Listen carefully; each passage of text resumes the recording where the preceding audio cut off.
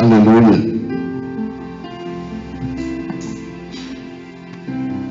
Bendito seja o teu nome.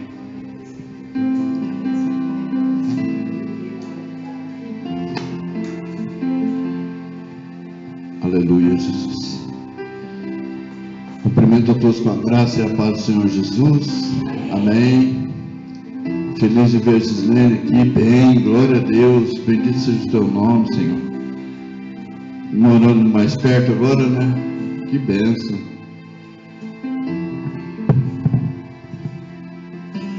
Assim como a Bíblia diz que há caminhos para o homem que parece direito, mas o fim dele é a morte, há caminhos para nós também que quando a gente pensa que está tudo no fim, Deus está só no começo. Deus cria um meio, Deus cria uma situação e nos traz de volta por perto daquilo que é a vontade dele, né? Que bênção, que Deus tremendo.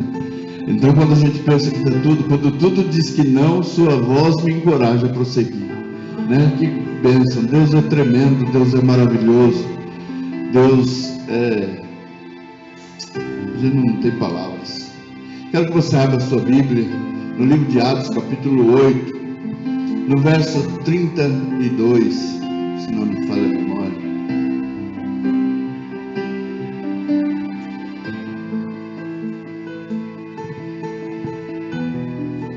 Eu estou em Atos, mas é João.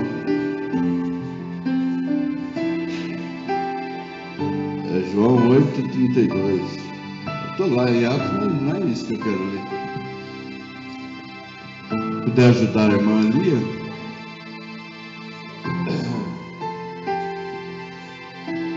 Aleluia. Glória a Deus. Amém? Vou ler só o verso 31 e 32. Amém?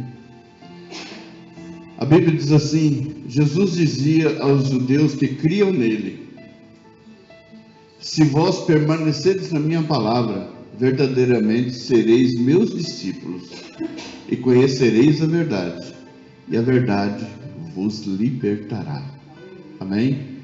Em João 14 nós vemos Jesus dizendo assim: eu sou o caminho e a verdade e a vida, ninguém vem ao Pai senão através de mim. O Senhor ele colocou duas palavras no meu coração nessa manhã: intimidação e liberdade.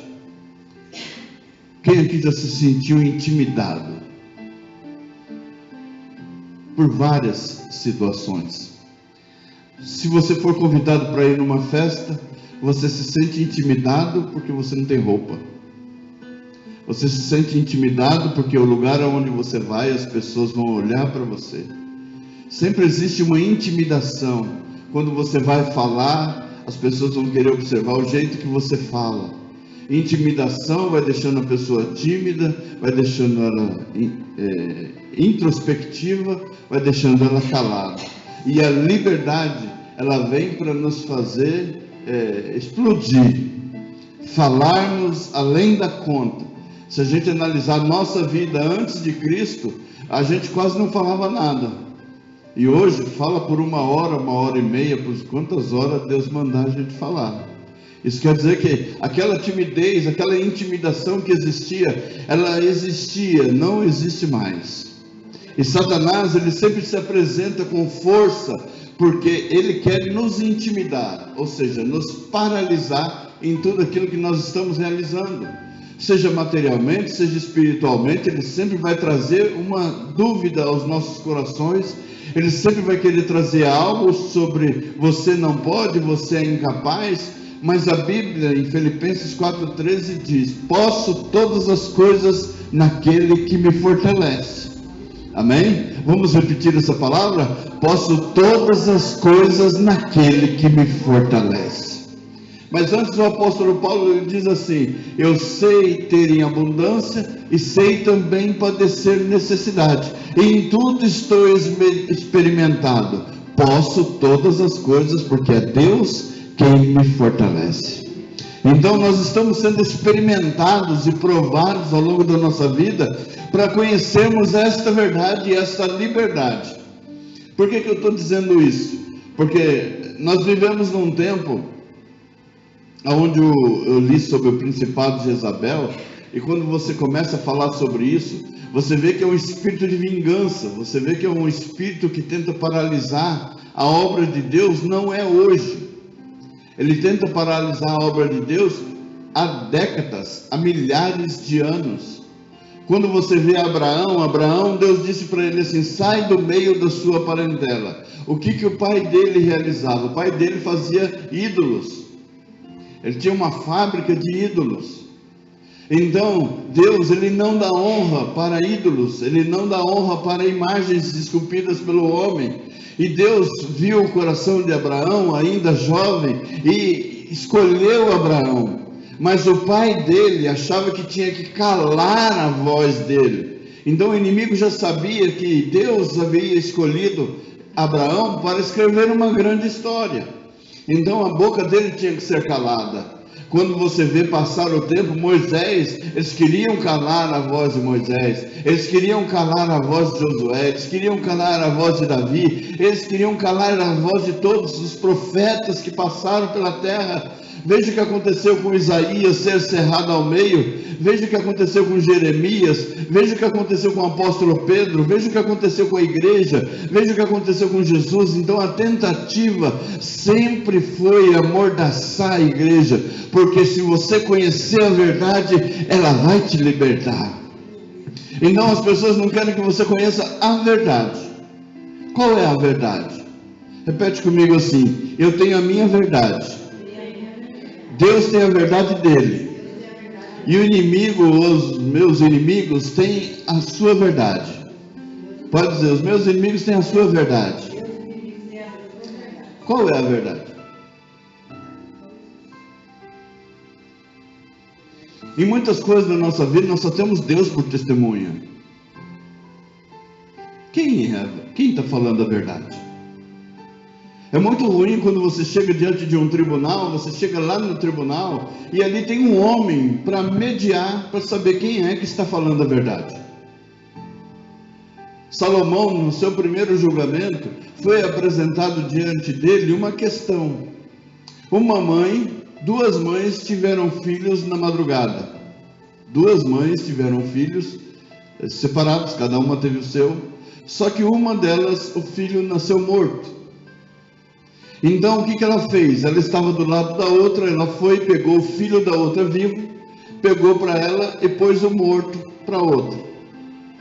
Só que essa questão ficou notória, ficou conhecida. A mãe começou a questionar, dizendo: o filho que está vivo é o meu, o morto é o seu. E a outra, que o filho havia morrido, diz: não, o morto é o seu e o vivo é o meu.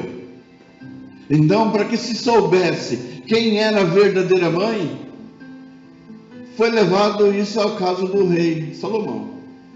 Chegando diante de Salomão, antes dele receber essa causa, ele pediu a Deus. Deus falou para ele: tudo que você pediu eu vou te dar. Ele disse: eu quero sabedoria para saber julgar. E quando estamos diante de um julgamento, o juiz precisa ter sabedoria para saber julgar e ter conhecimento da lei, daquilo que é justo, daquilo que é verdadeiro. E como é que você vai saber, como juiz, o que é verdade e o que é mentira? É muito difícil em todas as causas, como saber, como determinar o que é verdade e o que é mentira. E nós muitas vezes vamos dizer para alguém assim: olha, você está mentindo, quando ele está falando a verdade. E muitas vezes a pessoa está falando a verdade, ou então é mentira, alguma coisa nesse gênero, entendeu? Então a Bíblia sempre nos ensina todas essas coisas. Bom dia, querido. Fique à vontade. Então Salomão, essa causa dos dois bebês foi apresentado diante de Salomão. Apresentando essa causa, chegando diante dele, ele observou, e uma mãe disse assim: olha, esse filho é meu. E a outra disse: não, esse filho é meu. Mas aquela que havia perdido o filho, ela insistiu: não, esse filho é meu. Então Salomão pediu uma espada. E ele pede uma espada e se direciona àquele bebê e levanta a mão para matar aquele bebê.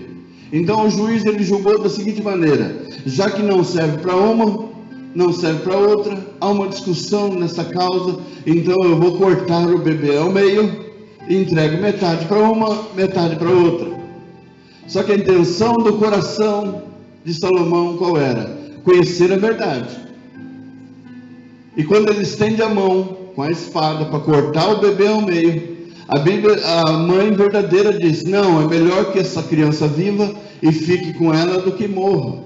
Então Salomão disse assim: olha, agora vejo que a verdadeira mãe é aquela que teve misericórdia da criança e entregou a criança para outra. Então ela é a verdadeira mãe. Então o juiz, ele precisa saber julgar, ele precisa ter o conhecimento da causa. Então tem a minha verdade, tem a sua verdade, tem a verdade de Deus. E qual é a verdadeira verdade? Como é que nós sabemos quem é o verdadeiro? Como é que nós vamos saber como funcionam as coisas? Há pessoas que elas não acreditam nas outras, porque ela já ouviu tanta mentira que fica difícil acreditar nas pessoas. Então Deus, ele estabeleceu isso. Jesus, ele falou: eu sou o caminho, eu sou a verdade, eu sou a vida. Então ele tomou para ele a responsabilidade de dizer assim: olha, só existe um caminho. As pessoas podem traçar outros caminhos, caminhos que elas quiserem na vida, mas o caminho verdadeiro que leva ao céu é só o Senhor e Salvador Jesus Cristo. Não existe outro caminho. Ele disse: você vai conhecer essa verdade. Para conhecermos as verdades, nós precisamos ter uma visão. E o inimigo muitas vezes não quer que a gente enxergue isso. E nós andamos como cegos, nós temos problemas de visão. Hoje usamos óculos, mas quando somos jovens não temos esse entendimento. Nós achamos que todos os caminhos levam a Deus. Então nós começamos a correr a carreira que nós propomos para cada um de nós, sem observar o que Deus tem para a gente. Mas é como se fosse uma cegueira. Nós não enxergamos, nós criticamos. Eu, na minha juventude, eu criticava crente, eu falava mal de crente. Eu sentava no escadão que tem ali na Coab e ficava vendo aquelas pessoas indo para a congregação cristã no Brasil. Eles iam todo arrumados num sol das 4 horas da tarde. Eu sentado na escada lá, sem camisa, de short, bermuda, vendo aqueles irmãos todos vestidos de terno e gravata, aquele sol de 3h30, 5 horas da tarde, aquela coisa. Eu falei: meu Deus, por que essa loucura toda? Tem tanta coisa boa no mundo para fazer, por que você tem que ir para lá? Era cego, você não entende. Qual é o propósito disso? Você só vai entender o propósito disso quando você passar pelo processo. Quando você precisar conhecer a verdade, quando você precisar de Deus, quando você estiver em dificuldades, aí é que você vai saber quem é Deus. Porque antes nós só temos o olhar crítico, antes nós não temos esse entendimento, porque o diabo quer que a gente fique cego, a gente não entenda qual é a vontade de Deus. Nós sabemos, a pastora acabou de ler aqui no início, nós temos dias contados, meses contados de vida, e nós não sabemos amanhã como será o nosso dia, mas sabemos que haverá uma eternidade com Cristo ou sem Ele. Então nós precisamos conhecer essa verdade. Existe uma salvação. Se existe uma salvação, é nela que eu quero me apegar. Se existe um Deus, é nele que eu quero me apegar. Se existe um Deus verdadeiro, é nele que eu quero me apegar. Nós andamos e lemos livros, e dentro dos livros nós procuramos situações ali para que a gente possa adorar. Eu não sei vocês, mas há anos atrás, sem conhecer a Cristo, muitas vezes a gente faz o quê? A gente ouve uma música do mundo e chora, porque está mexendo com a nossa emoção. E hoje, quando a gente está dentro da casa do Senhor, ouve um louvor e chora. O que nós estamos sentindo aqui dentro? Só que lá do outro lado, você sentiu uma tristeza. Havia um abatimento, porque te leva, aquilo que você viveu te leva, as tristezas te leva, as dores que você sentiu na sua alma, as feridas que ainda estão abertas. Então aquelas músicas trazem à sua memória somente dor, somente dor, somente dor. E quando você chega dentro da igreja, os louvores são para Deus, exaltam a Deus, falam das maravilhas de Deus, falam do amor de Deus, falam que Ele é o Deus do impossível, o Deus Deus que abre porta onde não tem porta aberta, o Deus que abre o mar quando ninguém pode abrir, o Deus que cura o cego quando ninguém pode curar, o Deus que levanta o paralítico quando ninguém pode fazer. Ele é Deus Todo-Poderoso. Ele é o Deus que quando a árvore está cortada, pode ela estar morta, a sua raiz ainda existe, ao cheiro das águas, Ele pode fazê-la brotar novamente. Esse é o Deus. E quando nós entramos dentro da casa do Senhor, é isso que nós passamos a conhecer a verdade. Existe um Deus que controla todas as coisas sobre a face da terra. Aleluia. Existe um Deus que controla tudo. Não é um Deus que se preocupa com finanças. Não é um Deus que se preocupa com riquezas. Engraçado, né? Quantos ricos, na sua riqueza, eles entregaram sua alma para Jesus? Zaqueu, um publicano, um homem rico, fraudulento, um judeu que cobrava imposto de judeu. O irmão que cobrava imposto do irmão, porque se achava mais justo, e fez aliança com os romanos para cobrar imposto dos seus parceiros. Mas quando Jesus chegou, ele era, por ser de pequena estatura, a Bíblia diz que ele subiu numa árvore para ver Jesus passar. A intenção dele não era chamar a atenção de Jesus, a intenção dele era observar Jesus passando. Só que a intenção de Jesus era estar ali por causa dele. E quando Jesus passa, ele para, havia multidão do lado esquerdo, havia multidão do lado direito, havia pessoas que apertavam Jesus, porque as pessoas entendiam que tocando em Jesus o milagre acontecia. E Jesus olha para Zaqueu e diz para ele: desce depressa, Zaqueu, porque hoje convém que eu entre dentro da sua casa. Ora, ele era um publicano, poderia ser um político, uma pessoa que era muito bem envolvida com a cúpula romana, mas também oprimia os seus irmãos judeus. Mas Jesus disse: eu vou entrar na sua casa hoje. E quando Jesus entrou dentro da sua casa, as pessoas que seguiam a Jesus diziam assim: olha, aonde Jesus entrou para se alimentar com o pecador, Jesus entrou para conversar com quem cobra imposto da gente, mas não sabia o que estava acontecendo lá dentro. E muita gente não sabe o que está acontecendo dentro da gente. Mas Jesus, quando ele entra dentro da casa de Zaqueu, Jesus não precisa falar nada para ele. A primeira coisa que Zaqueu disse para ele: Jesus, é se eu tenho fraudado o povo, ou se eu tenho tomado além da conta, eu vou devolver 4 vezes mais daquilo que eu peguei. Aí Jesus diz para ele: entrou a salvação dentro da sua casa. Então é sempre bom alguém chegar e dizer aquilo que a gente precisa ouvir, a verdade. Não alguém que toca uma musiquinha antiga para a gente chorar, lamentar, lembrar do que aconteceu. Não, o que aconteceu, esquece. Jesus, ele mesmo disse: eu não lembro do teu passado, dos teus pecados, eu não me lembro mais. Então quem é que joga no nosso rosto aquilo que nós fizemos? É o diabo que vai lá levantar a música, é o diabo que vai lá levantar os nossos feitos, é ele que vai lá na sujeira pegar tudo aquilo que a gente fez, porque Jesus, ele não lança mais isso no nosso rosto. Quando ele diz: lavados são os seus pecados com sangue, ou seja, eu não vou me lembrar de mais nada disso. Acabou, você tem uma vida nova, você conheceu a verdade. Daqui para frente, somente exalte o meu nome. Aí eu te pergunto, um Deus que faz isso com a gente vai fazer o quê? Eu levanto de manhã para vir para a casa do Senhor no domingo de manhã, quando poderia estar deitado, dormindo. Não, eu quero adorar a Deus. Eu quero contar para todo mundo que esse Deus fez na minha vida. Ele transformou a minha história. Eu estava caído, deitado, mas o Senhor me restaurou. Ele me levantou. Ele pode levantar qualquer pessoa. Louvado seja Deus, seja rico, seja pobre, seja mendigo, seja drogado, seja quem for, ele continua tendo o poder de salvação. Aleluia, amém. Jesus disse: e conhecereis a verdade, e a verdade vos libertará.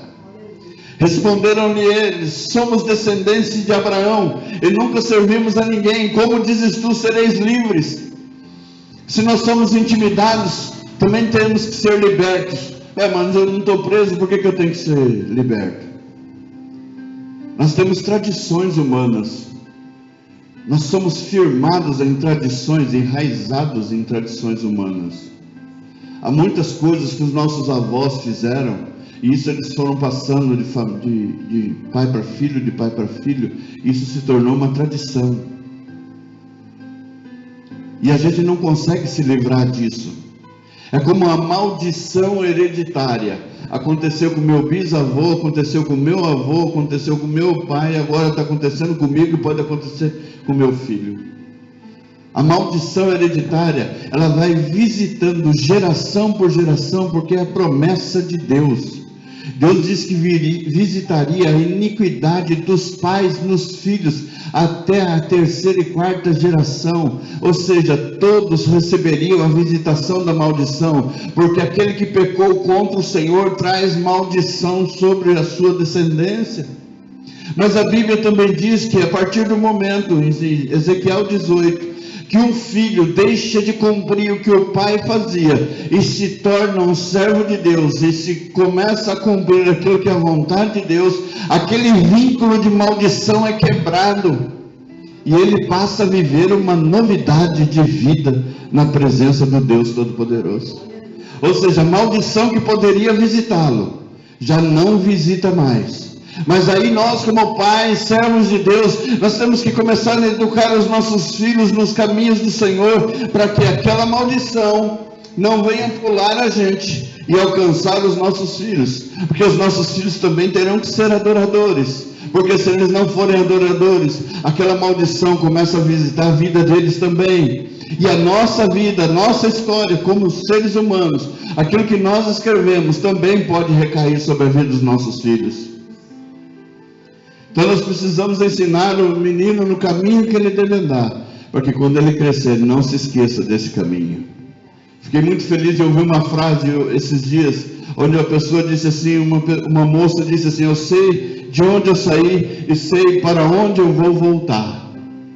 Fiquei muito feliz de ouvir isso, porque as pessoas às vezes elas não sabem de onde ela saiu. E eu estou falando de igreja, de pessoas que saem do centro da vontade de Deus e vai viver a sua vida porque acha que o mundo é agradável. Mas ela diz assim: mas lá na frente eu sei para onde eu tenho que voltar. Eu tenho que voltar para a casa do Pai. O filho pródigo, ele pediu para o seu pai: pai, dá a minha parte que me cabe, a minha herança. E nós sabemos que a herança só tem validade com a pessoa morta e com um testamento registrado. E aquele jovem vai e pede a parte que lhe cabe. Só que quando o pai está vivo, não cabe nada. Não tem discussão sobre a herança.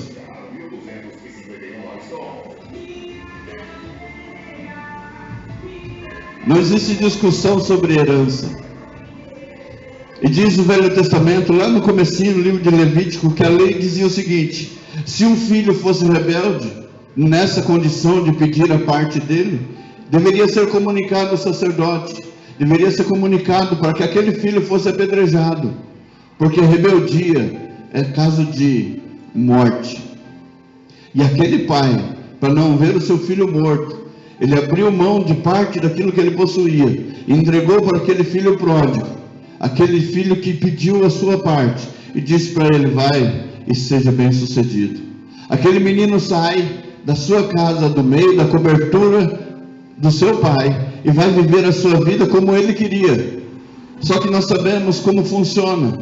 Quando chega lá fora, você vai gastando tudo que você tem, todas as suas economias, porque você acha que você tem que gastar seu dinheiro dessa forma. Então ele começou a gastar com mulher, ele começou a gastar com bebida, ele começou a gastar com tudo aquilo que ele queria gastar, tudo aquilo que ele não viveu com o pai, ele queria viver lá no mundo. E ele viveu, e ele conquistou, e ele fez aquilo que ele queria. Só que chegou ao ponto que acabou a sua riqueza, e ele tinha pessoas próximas dele, porque essas pessoas queriam o que ele tinha, e o que ele tinha era dinheiro. Muitas pessoas se aproximam das outras por causa disso. Amigos de bebida se juntam por causa da bebida, não por causa da amizade, por causa das bebidas, porque quando acaba a bebida, se converte para ver o que acontece. Quando acaba a bebida, acabam os amigos, não é verdade? Então, para esse jovem, ele ficou sem o dinheiro, e ele, se vendo sem dinheiro, ele começa a precisar pedir ajuda, e quando ele começa a pedir ajuda, para aquelas pessoas que ele pagou, para que ele bancou, essas pessoas deram as costas para ele. O que sobrou para ele foi alguém dizer assim, ó, em tal lugar tem alguém que tem uma fazenda e cuida de porco, vê lá se consegue alguma coisa. Chega lá, o homem diz, eu tenho sim, só que você vai dar comida para os porcos. O que é o porco? Se você olhar como é que funciona, se a gente vai num sítio que cria porco, o que ele come? Ele come o resto. É nojento o que ele come. Então aquele menino, ele foi cuidar, ele vai alimentar. E quando ele chega na alimentação do porco, ele deseja comer aquilo que o porco come. Então, naquele momento, há uma reflexão. Ele saiu da sua casa onde tinha tudo, e foi com tudo que ele pediu. Mas só que quando ele chegou lá fora, ele gastou tudo que ele tinha, ficou sem nada. E o pai? O pai continuou trabalhando, continuou conquistando, continuou fazendo. Mas o pai, existia dentro do coração dele uma esperança e uma expectativa. Meu filho foi, e um dia ele vai voltar. E para que ele volte, eu preciso estar bem, saudável, com tudo pronto, esperando ele voltar. O pai não foi aquele pai condenador. Ah, porque você fez isso, você foi, você gastou. Não. É um pai que tem experiência, que conhece como funciona o mundo. Então, aquele filho, quando vai botar a mão na comida dos porcos, a Bíblia diz assim, que até os porcos rosnaram para ele. Começaram a reclamar para ele, de que ele ia pegar a comida. Então, veja a situação. Aí, naquele momento, ele começa a se recordar.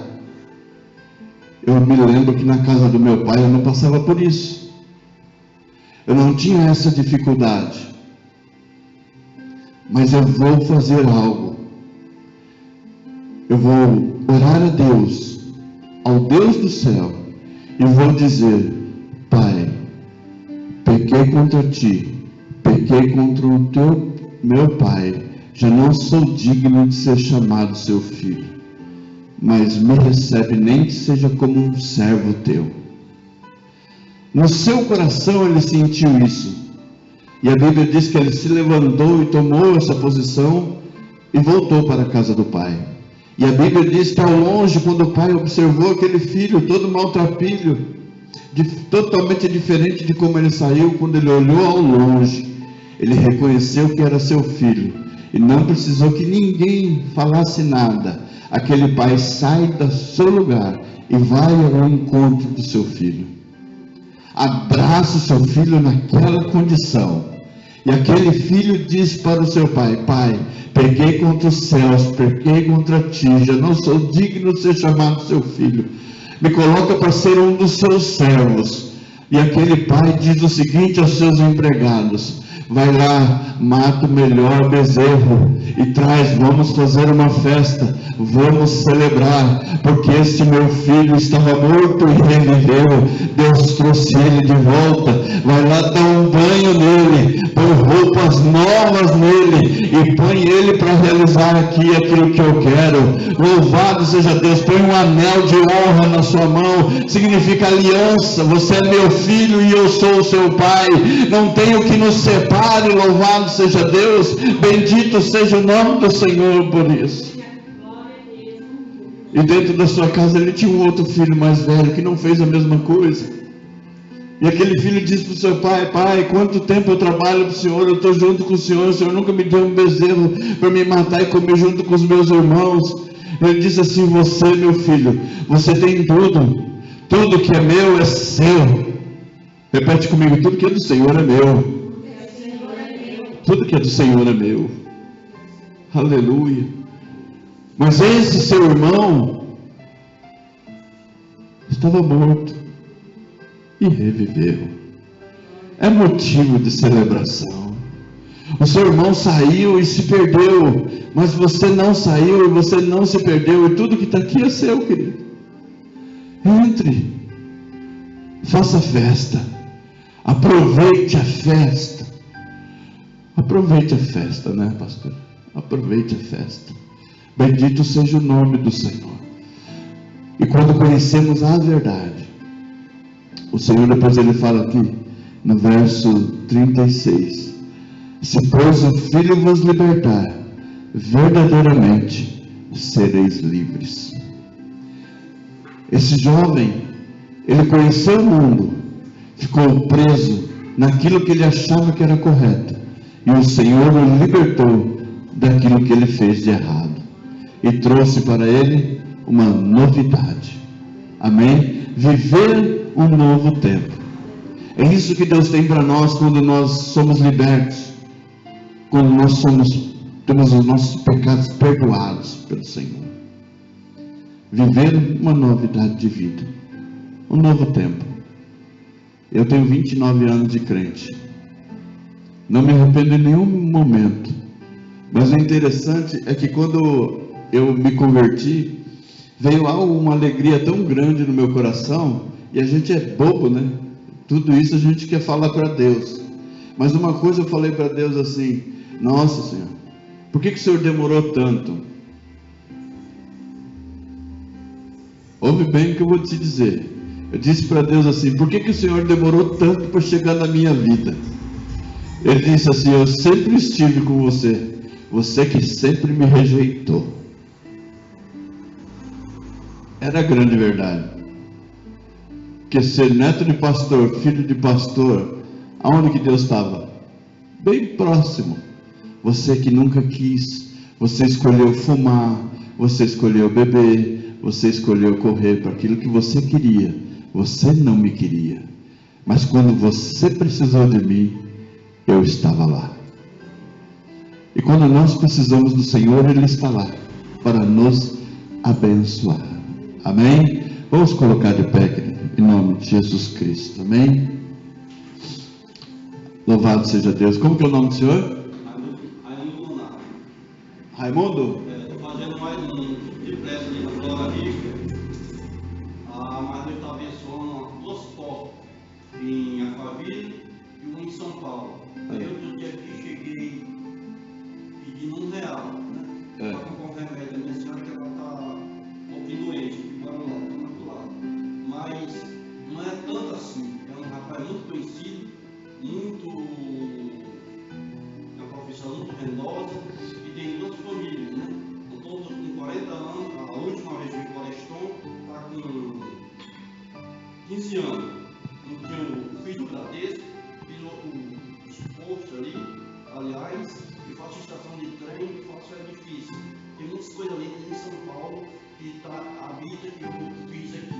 Metrô, outros mais. Mas a gente está em situação difícil, a família é muito assim, suga muito, né? Só que eu não sou de sugar ninguém, sou um cara realista, representativo.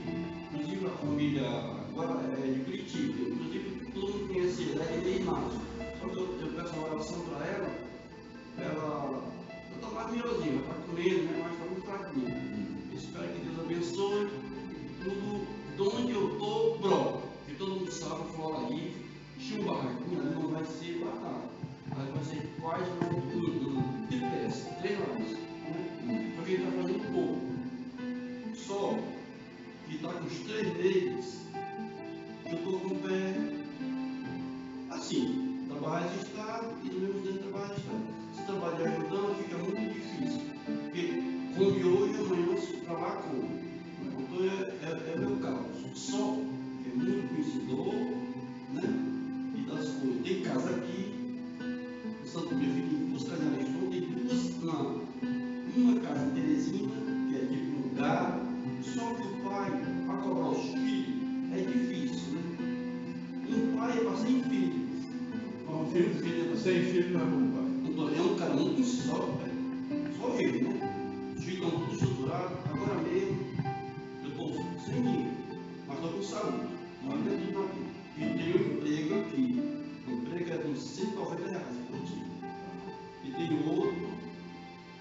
Sim.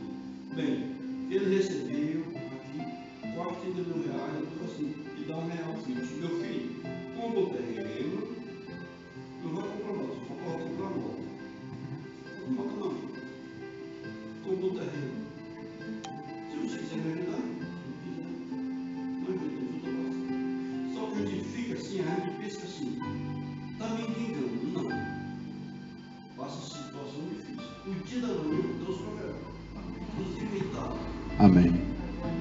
A gente está mais alto que a lua e toma água dela. Esse mundo a gente não leva não. Só que se eu morrer hoje ou amanhã, o meu nome fica no mundo. De bom respeitador. Amém. É difícil encontrar uma coisa assim. Amém. É difícil. Mas eu estou falando a verdade. Eu tive tudo. Voltando ao assunto que em oração não preciso contar, mas é bom contar. A minha esposa, segundo ele, deu um prejuízo de 400 mil. Quem fez Petrobras? Eu fui da Civil na Petrobras. A Civil aqui, quando o Brasil ganhou a Copa, no tempo do Lula, eu estava aqui dentro. Sabe quando eu tirei fora para mim? A Petrobras fechou? R$7 mil. De onde foi que eu depositei? Voltar para cá. Eu segui ali daquela rua, vai lá para o mundo. Eu disse, eu tempo então foi eu que fiz. Aí fui para o Banco do Brasil, depositar o dinheiro. Quando eu ia daqui para lá, desce lá. E o cara levou dinheiro. Se eu pego dinheiro com um monte de dinheiro no bolso, o que ele queria dizer? Esse dinheiro tudo é meu. E aí eu falava o quê? Aí quando ele voltou, eu estava todo. Fui lá depositar o dinheiro. Todo o Banco do Brasil me perguntou isso. É uma graça de Deus que Deus está me dando. Não tenho nada de tempo. Que eu vou trabalhar com o meu abençoado. E quando eu voltar, eu venho bacana. Tudo, minha graça de Deus, que eu estou falando para vocês aqui, que não dá. Amém. Amém. Amém. E Deus, eu vou orar para Ednei e outros. É Ednei o nome dela? É. Amém. Senhor Deus Todo-Poderoso, nós, Senhor amado, colocamos as nossas vidas diante de Ti, Pai. Sabemos, Senhor amado, das circunstâncias, Senhor amado, que nos trouxeram, Senhor amado, nesta manhã dentro deste lugar. Senhor amado, tem a vida da Gislene, a vida do Raimundo, a vida, Senhor amado, da sua esposa, daqueles que necessitam, Senhor amado, de cura. O Senhor tem o poder de entrar lá dentro do lar dele, trazer cura lá dentro, para que o Teu nome, Senhor amado, sobre ele seja glorificado, sobre esta família seja glorificado. Tu és o Deus, Senhor amado, que pode honrá-lo, um mestre de obras, Senhor, uma pessoa conhecedora, uma pessoa com experiência. Senhor amado, Tu tens o poder de colocar ele dentro de um melhor lugar, para que o Teu nome seja engrandecido. Então vem abençoando, como Pedro disse, Senhor amado, aquele mendigo na porta de Formosa, eu não tenho ouro nem prata, se ele pedisse para mim dinheiro eu também não tenho, mas eu tenho algo, Senhor amado, especial para a vida dele. Eu tenho Jesus no meu coração, e eu tenho certeza que ele também tem Deus dentro do seu coração, e eu posso dizer para ele, o meu Deus, ele pode suprir cada uma das suas necessidades, segundo a sua riqueza na glória, em Cristo Jesus, o nosso Senhor. Ele pode suprir, ele pode curar, ele pode libertar, ele pode transformar, ele pode trazer a sua vida para perto de ti, ele pode abençoá-la de uma forma especial. Senhor, abençoa a vida, Senhor Jesus Cristo, da irmã Gislene. Senhor amado, eu não sei o que ela procura, eu não sei, Senhor amado, o que ela está pedindo, mas eu sei que o Senhor pode todas as coisas. Eu sei que o Senhor pode entrar, Senhor amado, com a tua providência dentro do seu lar, suprir cada uma das suas necessidades, abrir para ela uma porta excelente, se é isso que ela estiver pedindo.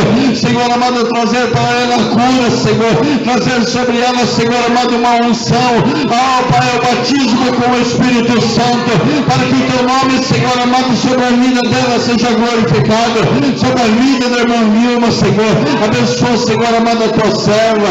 Oh, Pai querido, cobre ela com teu sangue, reveste ela, Pai amado, com teu poder. Abençoa o seu lar, a sua família, em o nome de Jesus Cristo.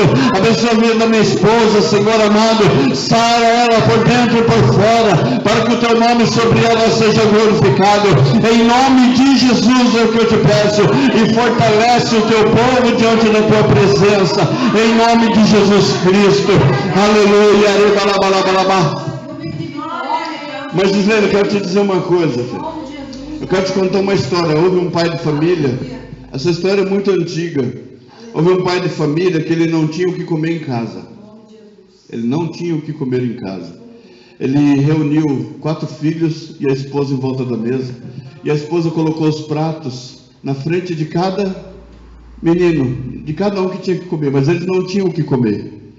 E aquele homem temente a Deus, ele orou a Deus e falou: Senhor, eu quero te dar graça pelo alimento que não tem. Frisa bem isso, não tem alimento. Enquanto ele orava, Deus batizou com o Espírito Santo todos os seus filhos. E todos os seus filhos começaram a falar em novas línguas. E ele disse: Senhor, eu te louvo por isso. Deus vai fazer isso dentro da sua casa. Ele vai fazer coisa tão tremenda. E ele fez assim: Senhor, eu te louvo pelo batismo com o Espírito Santo. Mas meus filhos, depois, Senhor, que eles terminarem esse processo, esse batismo com o Espírito Santo, eles terão fome. E se eles tiverem fome, eu não entendo o que dá para eles. Aí o testemunho diz assim, isso quem testemunhou foi um padre. Ele disse assim: olha, enquanto aquele pai orava a Deus, foi um homem no supermercado famoso da cidade, de terno e gravata, sapato fino, muito bem arrumado, e se apresentou ao dono do supermercado e disse para aquele dono do supermercado: eu quero que você separe o melhor que existe dentro deste lugar. Ele disse: mas como assim? Eu quero que você separe o melhor deste lugar. E aquele homem começou a fazer, juntar caixa, arroz, feijão, tudo que possuía, tudo que tinha dentro do supermercado de melhor. Não era compra, era como se pegasse o supermercado para levar para a casa de alguém. Ele falou: junta tudo e leva nesse endereço. Aí ele falou assim: mas e quem é que eu digo que está mandando? Ele abriu o paletó, abriu a camisa e mostrou o lado furado. Estendeu a mão e mostrou o seu lado com furo, sua mão furada. Tirou os sapatos e mostrou os seus pés furados. Aquele homem rapidamente chama os seus empregados e começa a pegar, juntar todas aquelas caixas e levar na casa daquele homem. E quando chega lá naquele homem, aquele homem olha assim, vê aquele caminhão encostando, ele diz: não, mas eu não comprei nada, eu não pedi nada. O dono do supermercado diz para ele: é necessário que desça tudo isso dentro da sua casa. E encheu aquela casa de comida, encheu de um monte de coisa e tal. E aquele dono do supermercado vira para aquele homem e diz para ele assim: você é o quê? Ele falou assim: eu sou crente em Jesus Cristo. Ele falou assim: pois é, esse Jesus Cristo foi lá no meu supermercado e mandou trazer todas essas bênçãos aqui para você. E a partir de hoje eu quero servir o mesmo Deus que você serve. Louvado seja Deus. Esse é o Deus que nós cremos. É uma história antiga, mas ela é muito atual para nós. Nós podemos não ter coisa alguma, mas nós temos Deus. E se temos Deus, nós temos tudo, querido. Logo, logo a bênção chega. E logo, logo a tormenta acaba. Aí é só a gente saber como é que nós vamos viver esse novo tempo. Amém? Em nome de Jesus Cristo. E que a graça do nosso Senhor e Salvador Jesus Cristo, o amor de Deus, nosso Pai, a comunhão e a consolação no Santo Espírito de Deus esteja com a igreja vitoriosa de Jesus Cristo aqui reunida, e todos os irmãos digam amém. Está encerrado em nome de Jesus Cristo. Cumprimento seu irmão com paz, Senhor, e por gentileza não esquece do pastor. Amém? Aleluia.